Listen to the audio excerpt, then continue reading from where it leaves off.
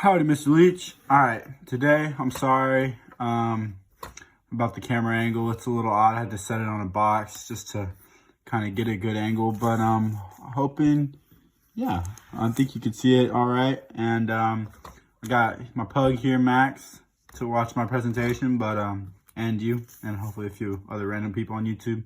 But anyway, I did polynomial number 2. So you gave me the equation 3x squared plus 6x minus 10. So I knew this was a quadratic. And so the leading term test told me that, well, a is greater than 0. As you can tell, is 3. So that's going to determine our right-hand behavior going up.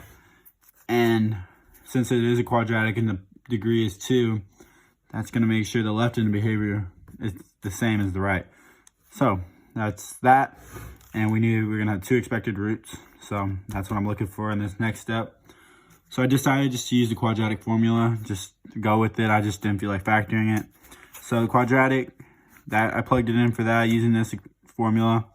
And that left me with -6 plus or minus root 156 over 6. It's a little weird radical, but I had to simplify it. It's simplified into -6 plus or minus 2 root 39 over 6.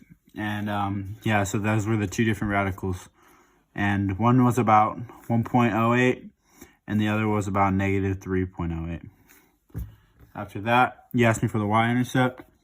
That all I had to do was plug in 0 for x. So you plug in 0 for x and you get those 2 numbers 0 and you get left with -10. So then the next step was for the axis of symmetry. That is pretty simple. All we had to do is use the equation -b over 2a. And so our b is 6, as you can see in our equation. So we plug in -6 because -b, and then 2a, our a is 3. So we just plug in 3 for a. And then we get -6, 3 times 2, -6 over 6. So that is -1. So then for the next, we got the vertex. Our axis of symmetry told us that the x value of the vertex is going to be -1 because that's just how it is. And so, because it goes right down the middle and the vertex is right down the middle, so that places that -1. And you plug in -1 for x and you get, here you get you get 3 because -1 squared is 1. 1 times 3, 3. And 6 times -1, -6. So you get -3 right there, minus 10. -3 minus 10 equals -13. So when x is -1, y is -13. That is our vertex for our parabola. Sorry if you cannot see that. There we go. There's that work.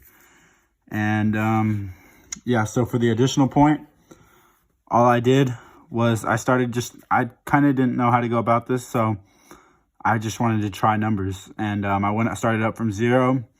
I plugged in 1, and lucky enough, I got a whole number. It was a nice little number. So I plugged in 1 for x. You get 1 squared equals 1 times 3 plus 6 times 1, which is 6. So 9.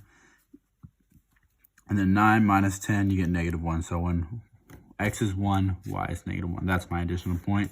Domain, as you can see in the graph, x just keeps going out.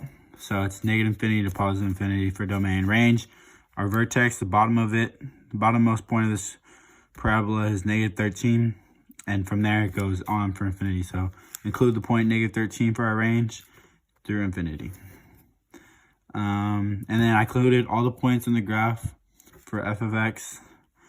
And you got -3, about -3 for your x-intercept, and about -1 or about +1 for your other one. Then you got the additional point 1, -1, your y-intercept 0, -10, and then your vertex -1, -13. And that's all for today. Thank you.